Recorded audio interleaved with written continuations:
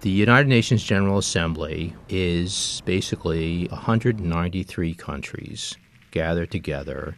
They meet continually all year, but this time of year is basically a summit meeting of their top leaders or senior representatives that they send. It is still the preeminent place for diplomacy and the biggest single place where it happens. Trump is the newest thing. This will be the first time that President Trump is in a venue with representatives of so many other countries. It's the most prominent place for diplomacy in the world. He's certainly, socialized with other leaders, but never on a scale like this. Our withdrawal from the agreement represents a reassertion of America's sovereignty. This will be the first time where Mr. Trump and the proponents of the climate agreement, including the Secretary General of the United Nations, are in the same place where this issue will be discussed.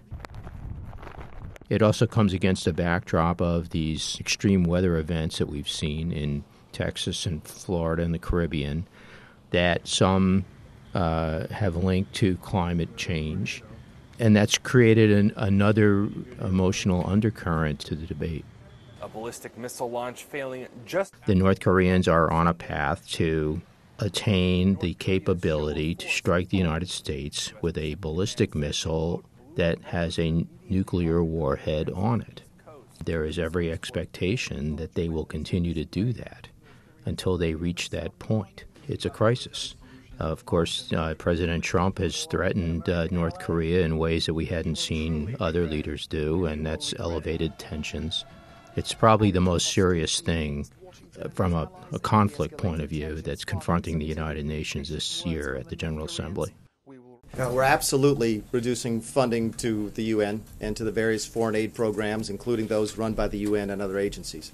The Trump administration has signaled that it wants to cut its funding to a lot of things overseas, including what the United Nations does in many parts of the world. The United States is the biggest single contributor to the two UN budgets, the regular budget and the peacekeeping budget, and that hasn't changed. We don't know a lot about what else may be cut at the United Nations because of U.S. voluntary contributions. Trump has, said he's said insulting things about the UN. He's called it a club for elitists who sit around and have a good time.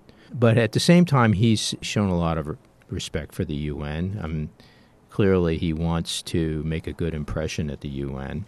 That's interesting. We want to see what he says and does and how other leaders respond to that. So that, to me, is one reason why this General Assembly will stand out, because of Mr. Trump.